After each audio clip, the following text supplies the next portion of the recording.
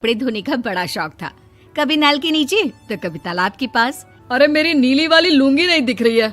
विभा की अम्मा, कहाँ रखी है लुंगी? अरे वो तो विभा ने परसों ही धोकर रखी थी आपकी अलमारी में, देखो वहीं होगी। वो ना मैंने आज धो दी, मुझे लगा कि गंदी हो गई होगी।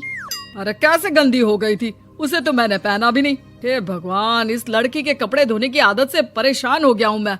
जितना तो घर में राशन नहीं आता, उससे कहीं ज्यादा डिटर्जेंट पाउडर का खर्चा है। इसकी शादी करवा दो, शादी।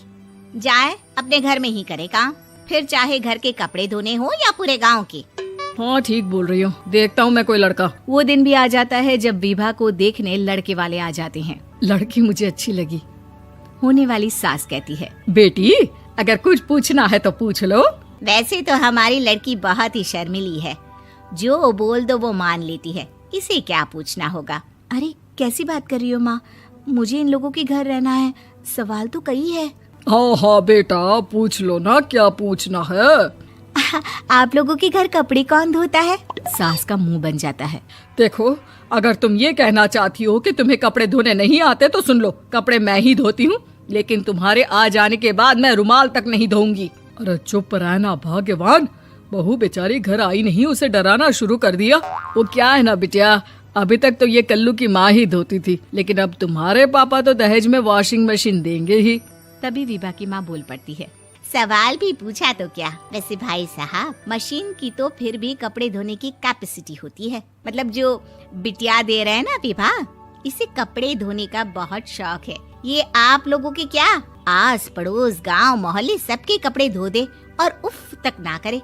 बाहर देखा नहीं आपने कितने कपड़े सूख रहे हैं? सब हमारी बिटिया ने ही तो धोए हैं। बस भी करो ना माँ, शर्म आ रही इतनी तारीफ सुनकर। और तो और एक दाग निकाल कर दिखाओ तो मान जाऊं। हाँ अच्छा, माफ करना बेटा, मैंने गलत समझा। हमें तो रिश्ता बहुत पसंद है। और ऐसे जुड़ जाता है रिश्ता कपड़े धोने का शौक रखने वाली विभा का। उसकी शादी हो जाती है कोयला फैक्ट्री में काम करने वाले कल्लू के साथ। शादी के बाद अचानक विभा चिल्लाती हुई सास के पास आती है। सासू माँ, अरे सासू माँ कहाँ है आप? ये तो धोखा है, धोखा दिया आप लोगों ने मुझे। इसे ससुर के चक्कर के बारे में पता चल गया। अरे तो उसमें तुझे क्यों धोखा मिला है? अरे नल में पानी नहीं आता, कपड़े कैसे कब धुलेंगे? अच्छा, तू पानी नहीं आ रहा उसकी बात कर रही है। तो आपने क्या सोचा? कुछ नहीं। अच्छा, तेरी माँ ने कहा था कि कपड़े धोने का शौक है तुझे, याद आया मुझे। शौक बोलकर कपड़े धोने वाले मेरे जुनून को कम ना आके सासू माँ, कपड़ा धोना मेरा गुरूर है। तभी पति भी वहाँ आ जाता है। अभी मैंने इसे सनी देओल की फिल्म दिखाई है, उसी के डायलॉग मार रही है माँ। अच्छा सुन, साफ बता रही हूँ, पानी सुबह 4 से 6 और शाम को 10 से 12 आता है, समझी? विभा टाइमिंग सुनकर हैरान हो जाती है। ये क्या भूतों का मोहल्ला है?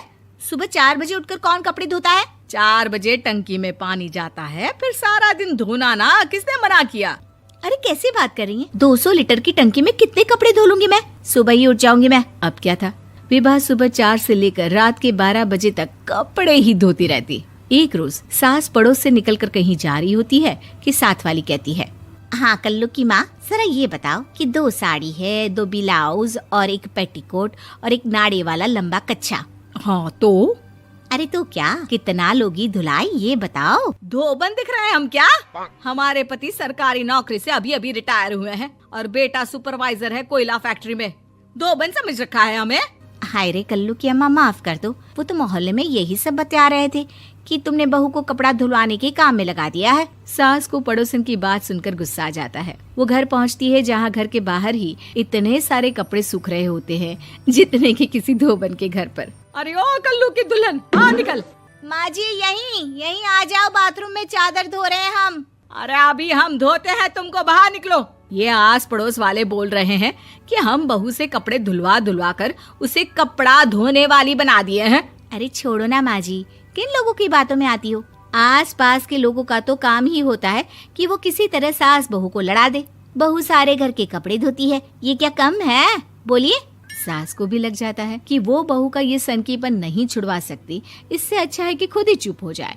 एक रोज सास और बहू मंदिर जाते हैं, जहाँ सास की साड़ी वहाँ खड़ी भीख मांगने वाली से मिलती है। माँ जी क्या बात है, आपकी साड़ी उस भिखारन से कितनी मिल रही है ना? हाँ देखो तो दोनों की साड़ी मिल रही है। क्या बात है कल्लू की अम्मा, तुम खुद को तो अफसर की बीवी बताती हो और ऐसी सिंपल सी प्लेन साड़ी पहनकर घूमती हो। सिंपल और प्लेन नहीं है ये साड़ी। तो क्या सोने के धागे से फूल बने हैं? कुछ भी सासू माँ, कुछ भी। हाँ, बने थे इस साड़ी में सोने के धागे से फूल। मेरे पति लेकर आए थे मद्रास से स्पेशली मेरे लिए 10,000 की। ताहे भाई साहब इस भिखारन के लिए भी सेम टू सेम साड़ी लेकर आए होंगे 10,000 की। सास उस वक्त तो कुछ नहीं कहती, लेकिन बहू के साथ घर आती है और अलमारी से एल्बम निकाल कर लाती है। ये साड़ी देख रही है, ये वही साड़ी है जिसे मैंने अभी पहना था। इस साड़ी में ये जो चमकदार फूल दिख रहे हैं ना, ये सोने के धागों से काढ़े गए हैं। लेकिन तू लोकल वॉशिंग मशीन ब्रश से घिस घिस कर सारे फूलों को निकाल कर साड़ी प्लेन कर दी। मुझे माफ कर दीजिए सासू माँ। और तो और, जब मैंने तुझे तेरी गलती के लिए कुछ नहीं कहा, लेकिन तूने तो सबके सामने मेरा मजाक ही बना दिया। क्यों? बहू को समझ में आ जाता है कि अब